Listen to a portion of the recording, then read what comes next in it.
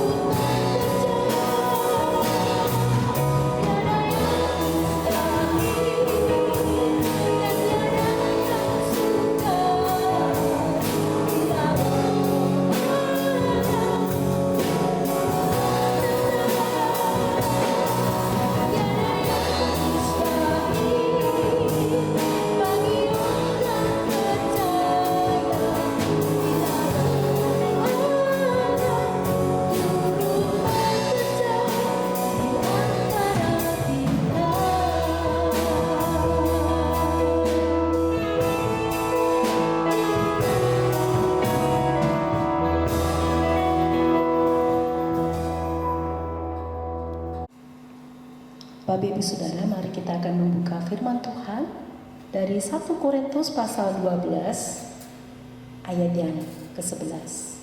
1 Korintus pasal 12 ayat yang ke-11. Tetapi semuanya ini dikerjakan oleh Roh yang satu dan yang sama, yang memberikan karunia kepada tiap-tiap orang secara khusus seperti yang dikehendakinya. Mari kita sambut firman Tuhan. Kita akan memuji. Peganglah tanganku Roh Kudus.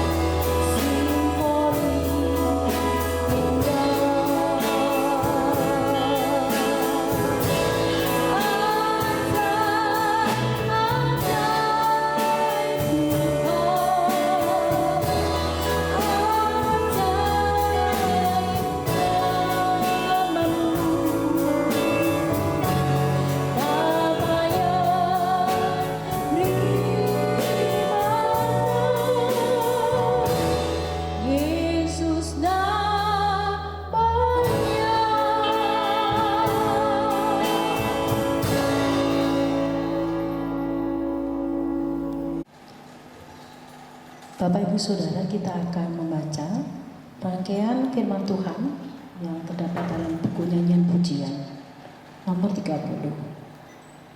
Aku meminta kepada Bapa, dan Ia akan memberikan kepadamu seorang penolong yang lain, supaya Ia menyertai kamu, yaitu Roh kebenaran.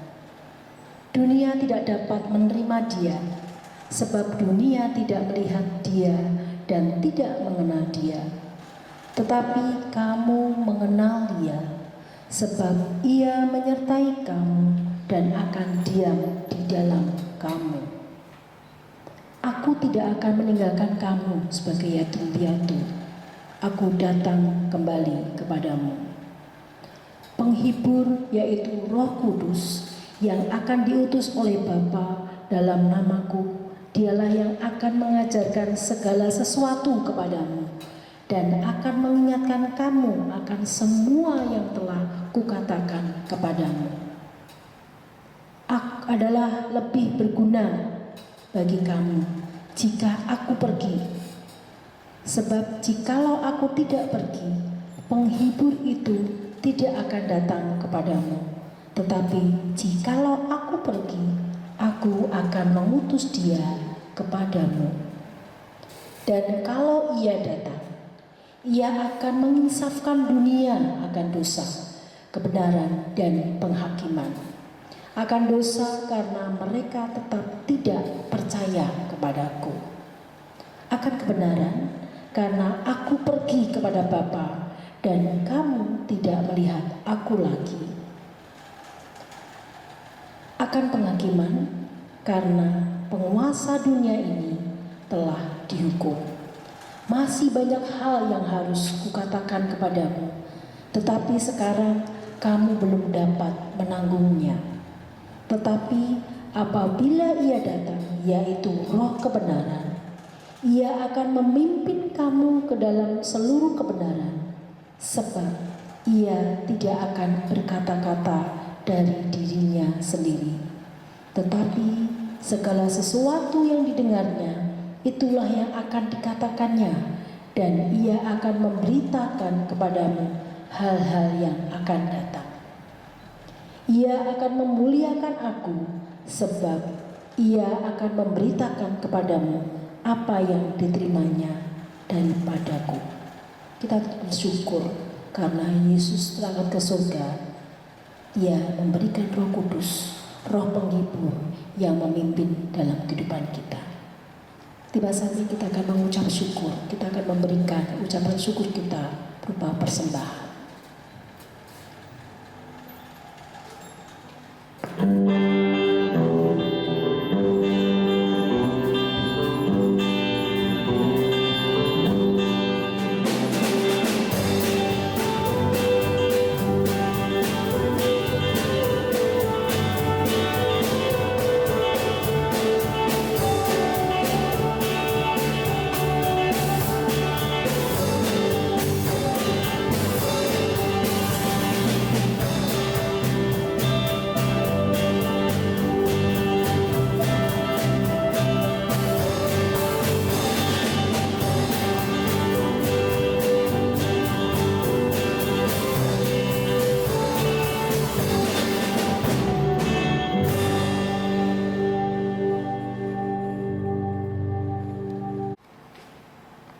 Bapak Ibu Saudara, kita akan siap mendengarkan firman Tuhan.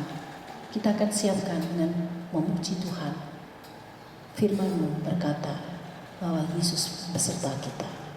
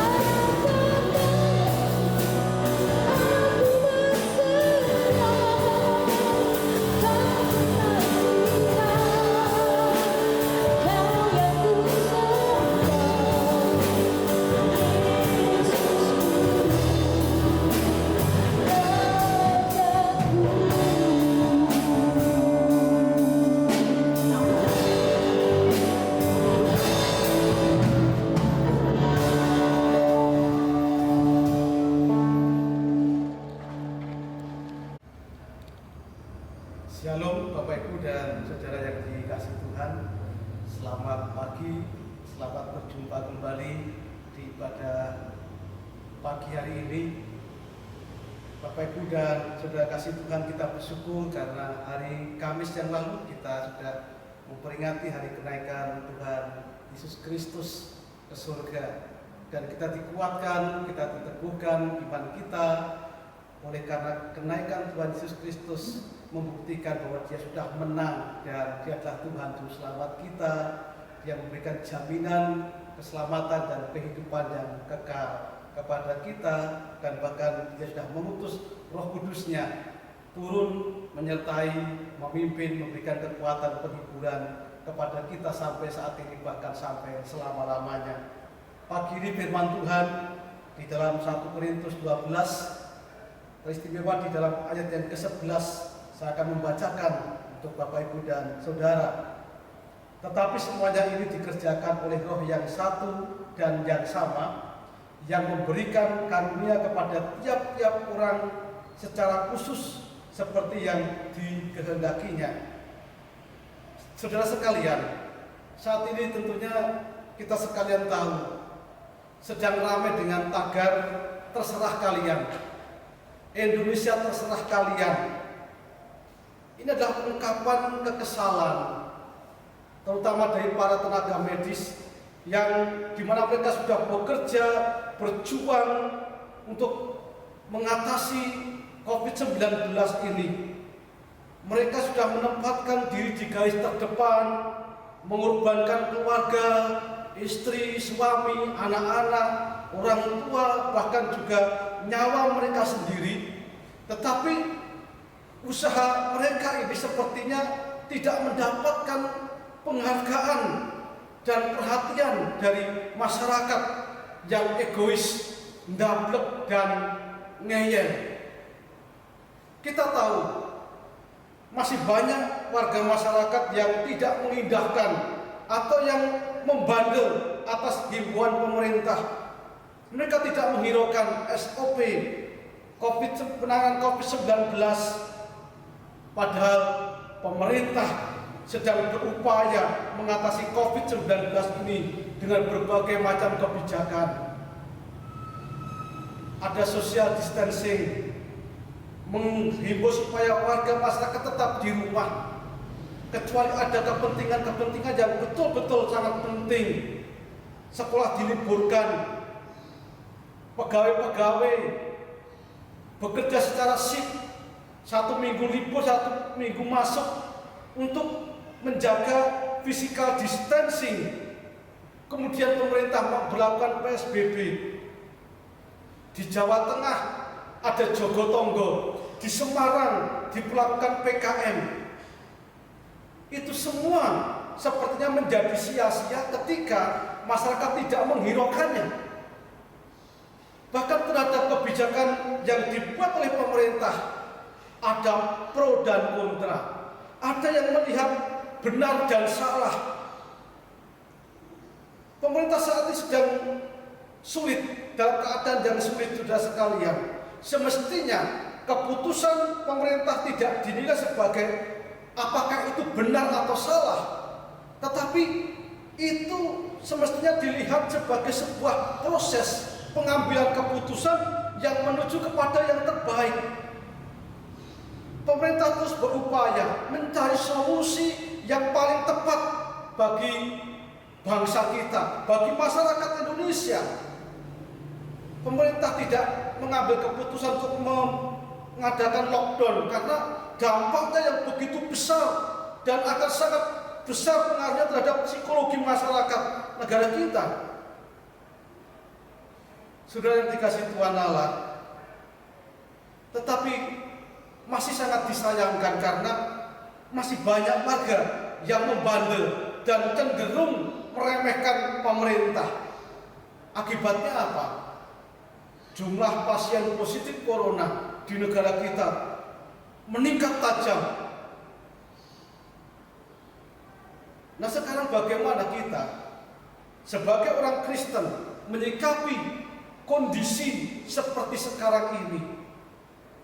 Saudara yang dikasihi Tuhan Allah, hendaknya kita ini berhikmat. Di dalam Alkitab dikatakan sesungguhnya takut akan Tuhan itulah hikmat, dan menjauhi kejahatan itulah akal budi. Ayub 28 ayat yang ke-28. Amsal 3 ayat yang ke-13 mengatakan, karena Tuhanlah yang memberikan hikmat. Amsal 4 ayat yang ke-7, permulaan hikmat ialah perolehlah hikmat, dan dengan segala yang kau perolehlah pengertian. Jadi hikmat dan pengertian diperoleh karena takut akan Tuhan dan menjauhi kejahatan. Kita tahu sudah sekalian, ada banyak orang yang memanfaatkan situasi yang sedang sulit ini untuk kepentingan diri mereka sendiri. Kita masih mendengar berita tindak kejahatan yang terjadi di berbagai tempat. Ada orang yang melakukan pencurian, ada orang yang melakukan pembegalan, ada orang yang memanfaatkan situasi untuk mengumpulkan sembako sebanyak-banyaknya kemudian dijual. Banyak orang yang memanfaatkan kondisi seperti ini. Nah, tetapi hikmat tidak demikian. Hikmat itu adalah pengetahuan dan kemampuan untuk memilih sikap yang benar, sikap yang tepat menghadapi segala sesuatu, termasuk di dalam kondisi yang sulit seperti ini. Dan Roh Kudus yang sudah diutus oleh Bapa kepada kita memiliki salah satu peran, yaitu memberikan hikmat, akal budi, dan pengetahuan kepada kita orang-orang percaya. Oleh karena itu, Bapak, Ibu, dan Saudara yang dikasihi Tuhan Allah, marilah kita memohon pertolongan Roh Kudus agar memampukan kita untuk berhikmat di dalam menghadapi berbagai persoalan kehidupan kita saat ini. Karena Roh Kudus akan mengajarkan kita segala sesuatu. Dikatakan dalam Yohanes 14 ayat yang ke-26, tetapi penghibur, yaitu Roh Kudus, yang akan diutus oleh Bapa dalam namaku, dialah yang akan mengajarkan segala sesuatu kepadamu dan akan mengingatkan kamu akan semua yang telah kukatakan kepadamu. Kemudian di dalam 1 Korintus yang kita baca hari ini, tetapi semuanya ini dikerjakan oleh Roh yang satu dan yang sama, dan yang memberikan karunia kepada tiap-tiap orang secara khusus seperti yang dikehendakinya. Jadi ketika kita tunduk dalam pimpinan Roh Kudus, maka Allah akan melimpahkan kekuatan kepada kita, sehingga kita dimampukan untuk menghadapi segala sesuatunya. Meskipun kita harus dihadapkan pada tantangan, dihadapkan pada ujian, masalah, dan juga penderitaan. Seperti dikatakan Paulus, kekuatan yang melimpah-limpah itu berasal dari Allah, bukan dari diri kami. Dalam segala hal kami ditindas, namun tidak terjepit. Kami habis akal, namun tidak putus asa. Kami dianiaya, namun tidak ditinggalkan sendirian. Kami dihempaskan, namun tidak binasa. 2 Korintus 4 ayat 7 sampai dengan yang ke-9. Inilah peranan Roh Kudus sebagai penolong dalam kehidupan kita, orang-orang percaya. Seperti yang sudah dijanjikan oleh Tuhan Yesus ketika Dia naik ke surga. Yohanes 14 ayat yang ke-16, Aku akan minta kepada Bapa, dan Ia akan memberikan kepadamu seorang penolong yang lain, supaya Ia menyertai kamu selama-lamanya. Saudara, selama kita hidup dalam pimpinan Roh Kudus, berarti ada satu sobat yang menyertai, yang menjaga dan melindungi kita. Di saat kondisi seperti ini, Ia selalu setia menyertai kita. Ia selalu menjaga kita, melindungi kita, sehingga kita dalam keadaan yang terlindung dan aman. Bahkan kita diberikan keselamatan olehnya. Dan bukan itu saja, Roh Kudus bahkan akan memberikan karunia-karunia rohani sebagai bekal untuk melayani pekerjaan Tuhan. Meskipun di tengah kondisi sulit, bukan berarti kemudian kita berhenti untuk melayani. Roh Kudus mengaruniakan kita karunia-karunia rohani untuk kita pakai melayani meskipun di tengah-tengah kondisi sulit seperti sekarang ini. Jadi dengan pertolongan Roh Kudus dalam menghadapi kondisi sulit seperti sekarang ini, kita akan dimampukan untuk berhikmat. Kita dikuatkan dan bahkan dimampukan untuk menjadi berkat, melayani orang-orang lain sesuai dengan karunia kita masing-masing. Dengan hikmat Tuhan, kita menjadi orang yang tunduk kepada pemerintah, mengikuti protokol kesehatan, tidak semau gue, tidak terserah saya, tetapi kita mau peduli kepada keselamatan diri sendiri maupun juga orang-orang yang di sekitar kita. Tuhan memberkati kita sekalian, dan saudara tetap semangat, tetap menjaga kesehatan masing-masing. Tuhan memberkati. Mari kita berdoa. Bapa di dalam surga, kami sudah mendengar firman Tuhan pada pagi ini. Kiranya Engkau yang akan melimpahkan hikmat bagi kami, orang-orang percaya, terutama di dalam kami menghadapi kondisi yang sulit, agar kami tidak seperti orang-orang lain yang tidak menghiraukan, yang tidak mau tunduk kepada pemerintah, yang egois, yang daplek dan ngeyel, hanya memikirkan dirinya sendiri. Tetapi kami menjadi orang-orang yang peduli kepada sesama kami, dan kiranya kami dapat memberikan contoh teladan yang baik bagi orang-orang lain di sekitar kami, dengan sikap kami yang terus menjaga, yang terus hidup bersih, yang terus mematuhi setiap aturan yang diperintahkan oleh pemimpin-pemimpin bangsa kami. Dan bahkan kami boleh menjadi berkat di tengah-tengah kondisi yang sulit seperti ini. Terima kasih Bapa, Engkau memberkati setiap anak-anak Tuhan. Engkau memberkati kami semuanya, agar kami akan terus Tuhan pakai menjadi terang, menjadi garam di tengah-tengah kesulitan hidup bangsa kami ini. Terpujilah nama-Mu Tuhan, kekal sampai selama-lamanya. Dan kami terus berdoa saat ini agar seluruh masyarakat bangsa ini benar-benar mau mematuhi aturan pemerintah, dan mereka sungguh-sungguh mempedulikan bangsa ini, mempedulikan sesamanya. Mereka akan sungguh-sungguh juga memperhatikan perjuangan para dokter, para tenaga medis yang sudah menempatkan diri di garis terdepan, mengorbankan segala sesuatunya untuk bangsa ini, sehingga setiap usaha yang dilakukan oleh para medis tidak menjadi sia-sia. Dan sesungguhnya yang harus menempatkan diri di garis terdepan bukan hanya para dokter, tetapi semua warga masyarakat memiliki kewajiban yang sama untuk menempatkan diri di garis terdepan, mengantisipasi, memutus penyebaran COVID-19 ini, agar bangsa ini segera dilepaskan, dibebaskan dari pandemi ini. Terima kasih Tuhan, berkati bangsa kami, berkati pemimpin bangsa kami, berkati seluruh jemaat Tuhan yang ada di tempat ini. Kiranya semuanya di dalam pemeliharaan, di dalam perlindungan, dan di dalam keselamatan yang daripada Tuhan Yesus Kristus sendiri. Terima kasih, terpujilah nama-Mu Tuhan kekal sampai selama-lamanya. Di dalam nama Tuhan Yesus kami berdoa. Haleluya. Amin. Mari kita sambut firman Tuhan dengan memuji Tuhan. Banyak perkara.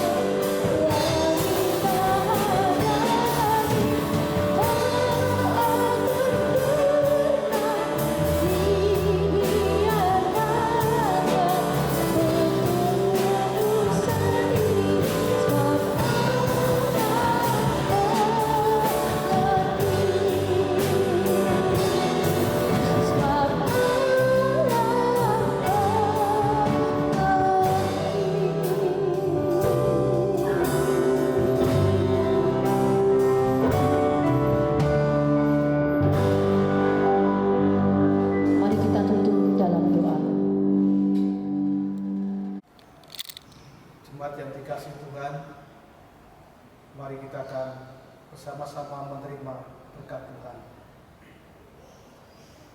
Tuhan memberkati engkau dan melindungi engkau. Tuhan menyinari engkau dengan wajah-Nya dan memberikan engkau kasih karunia. Tuhan menghadapkan wajah-Nya kepadamu dan memberikan engkau damai sejahtera. Sekarang kiranya berkat rahmat yang dari Bapa di surga, kasih karunia dari Tuhan kita Yesus Kristus, dan penyertaan di dalam Roh Kudus memberkati saudara sekalian sekarang sampai selama-lamanya. Di dalam nama Tuhan Yesus. Haleluya. Amin.